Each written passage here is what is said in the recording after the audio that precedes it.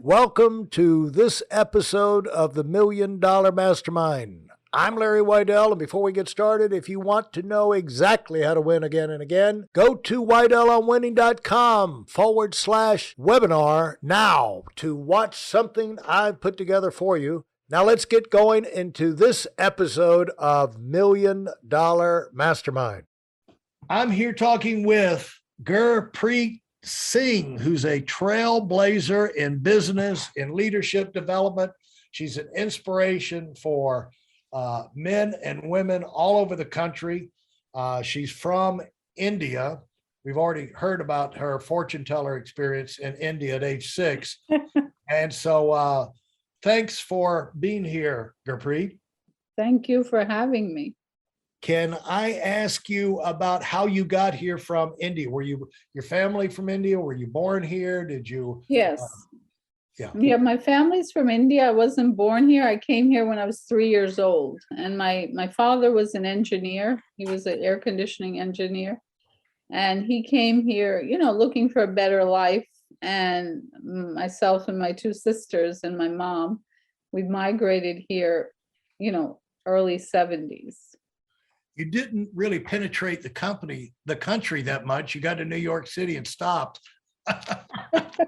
Yeah, absolutely. Because this is the city that has everything. So once you find it, you just stay here and you do what you have to do.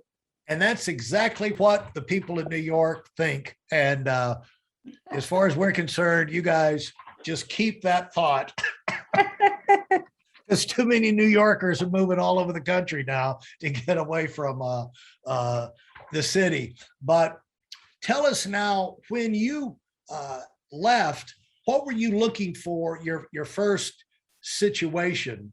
You're going to get out there now, and I guess the first big move was choosing a college that your next step. How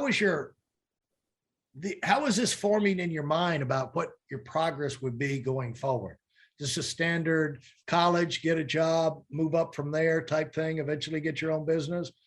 What was in your mind?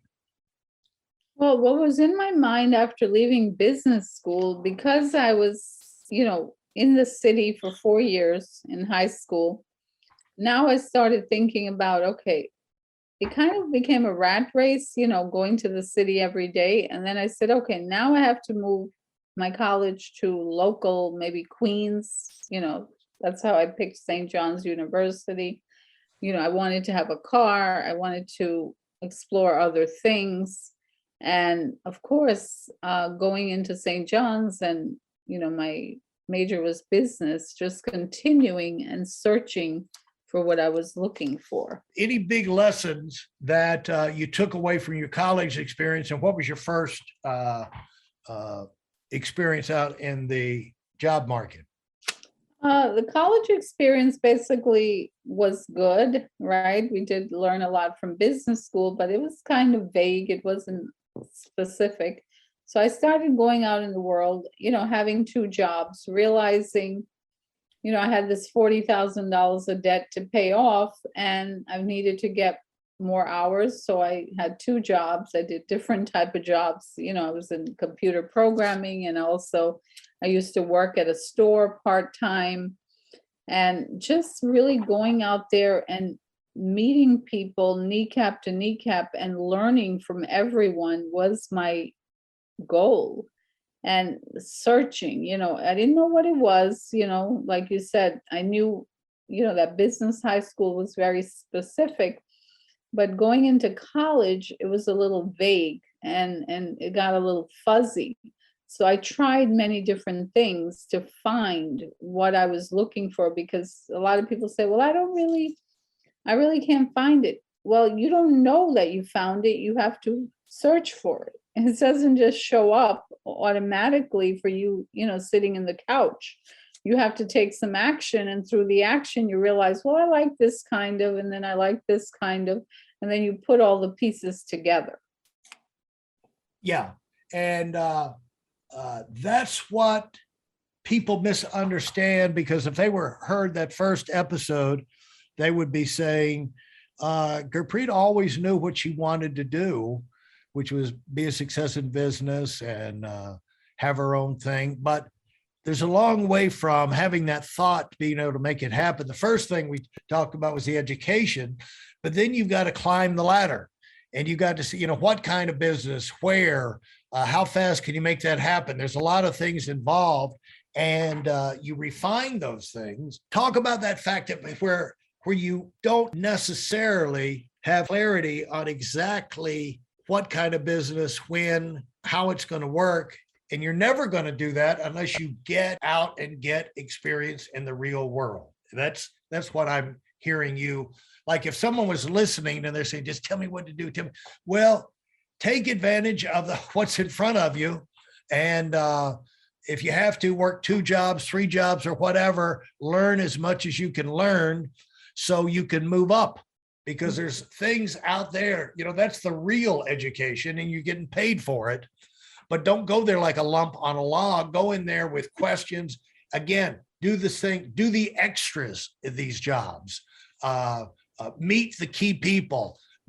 Throw energy into this thing and your inquisitiveness, and try and be an impact player, and see how your mind and everything responds to that, and see what doors open. But there's places, go the places you can go now so you can go to places you can't go to now, things like that. So talk about the fact that because you've worked with a lot of people and trained a lot of people, that people seem to get stuck on that. I'm not really sure about what I want. And they stay paralyzed, really. Right. So I always say, let the world unfold. And I realized that I spoke to a lady and she told me, well, why don't you work for like a temp agency? Because they send you on different jobs every day or a week or whatever. So I would go out on and explore all these different jobs. Like this week, they would say, okay, we're sending you to this. I remember going to one of my assignments was going to a mental institution, and I had to transcribe all the doctor's notes. And I was like, oh my God. And in the beginning, I was like, why am I here? What am I doing? But then I was able to become a good transcriber, right? I was able to actually read the doctor's notes, because he was surprised. He's like, how could you even read my handwriting?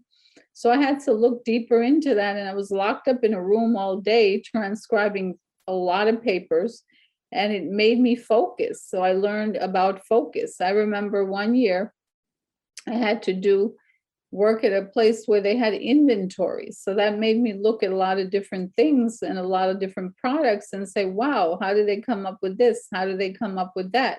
Right. I remember one assignment I had was working with a company that created dental products, right? It was called Dentsply Cavitron.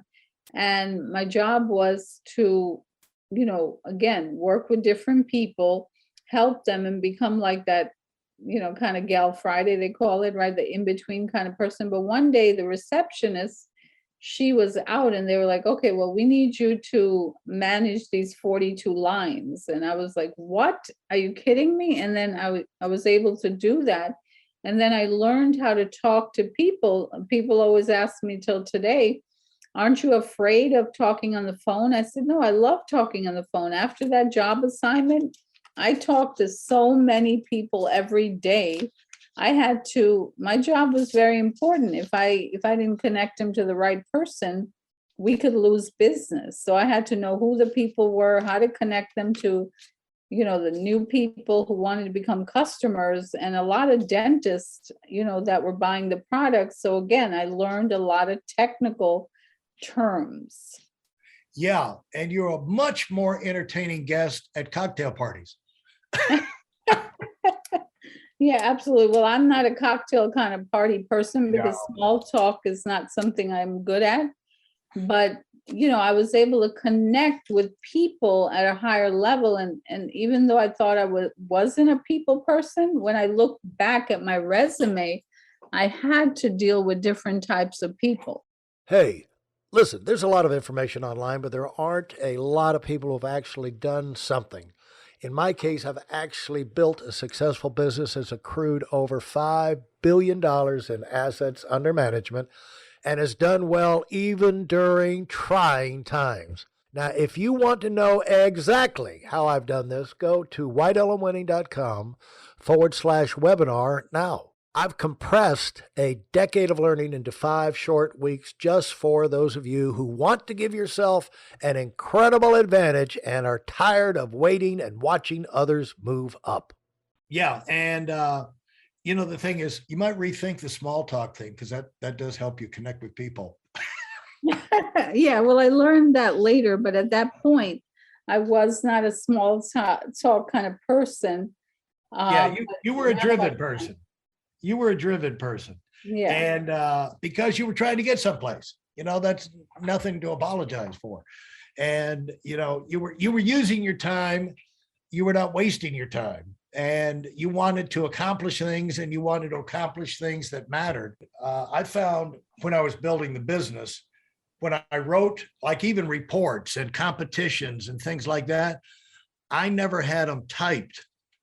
I always wrote them out myself, printed them out myself, because there was something about, I could rattle off a bunch of numbers, but somehow when I wrote them down, they would sink deeper into my head.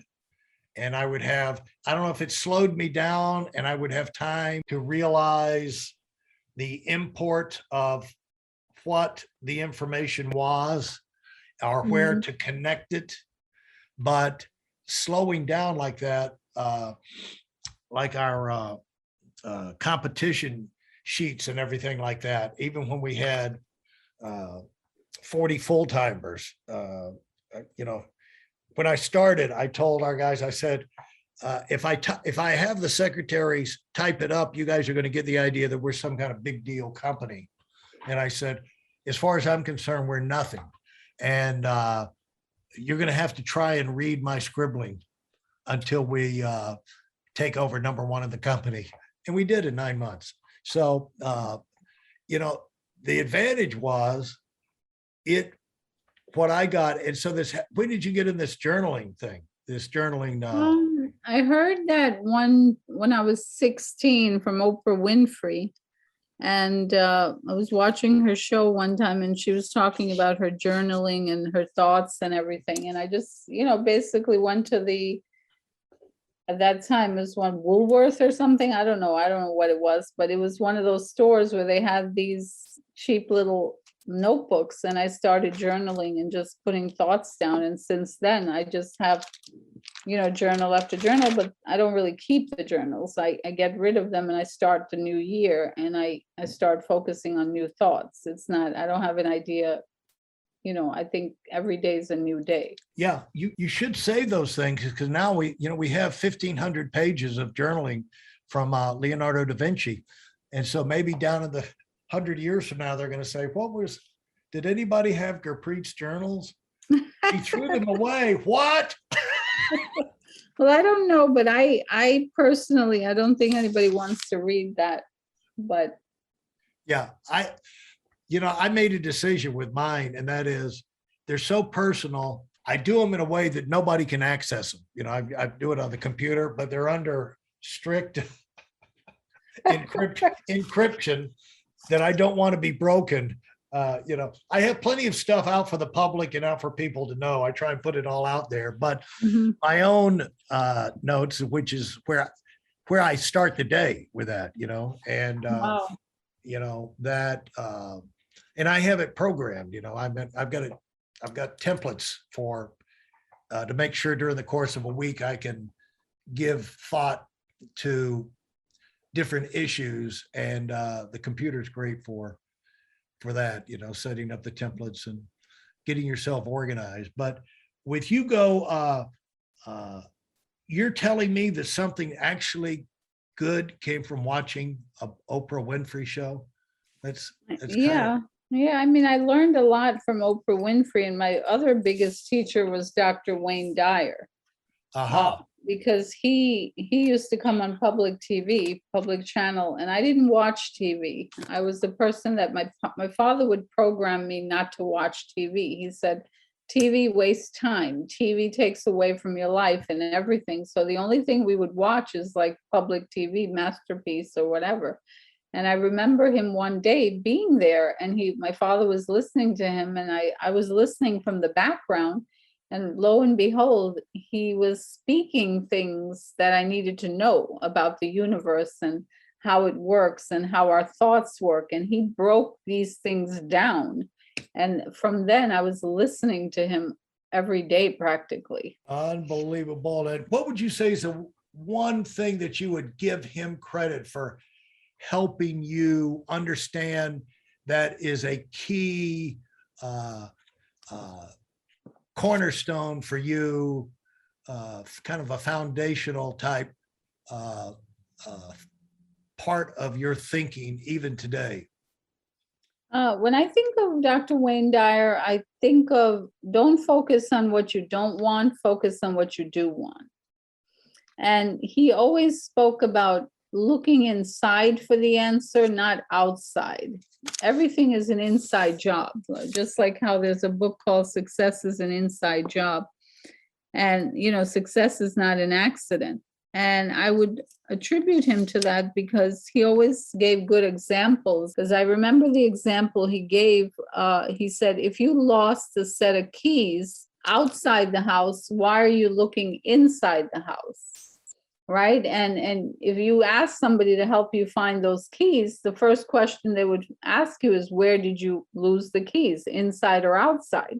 So if you're doing the opposite, you're really going against the universal laws.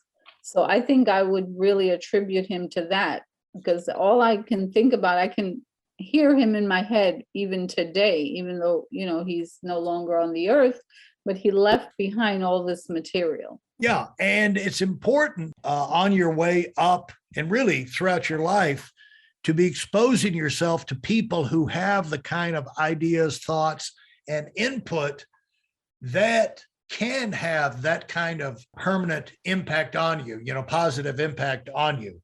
Because, every person, every situation, every conversation is either going to have a positive or negative impact on you. And if it's not a positive impact, it's going to be negative. Right.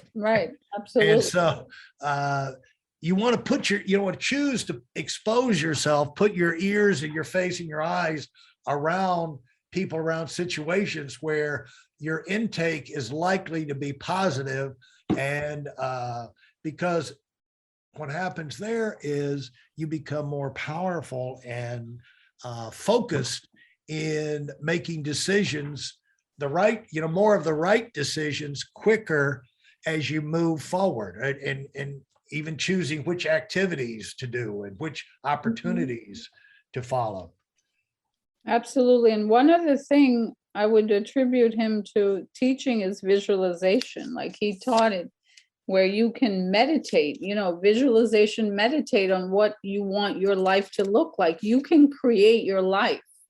And that's what he always he spoke about, that you're in charge, and he didn't talk a lot about the law of attraction, but he spoke a lot about you attract who you are. So all of that had like a profound effect on me, because I was blown away, because even though I was living the laws of the universe, nobody sat down and taught them to me. And now it all made sense. It was almost like the puzzle came together. Absolutely. Thanks so much, Gurpreet. If you enjoyed what you've heard and are dead serious about finding out for yourself exactly how this works in the real world, I've taken the most valuable business lessons I've learned over 40 years and put them into something for you to watch. Go to whiteelementary.com/webinar now in order to move up as fast as possible. I'm Larry Weidel, and I run the $1 Million Mastermind. Go, go, go.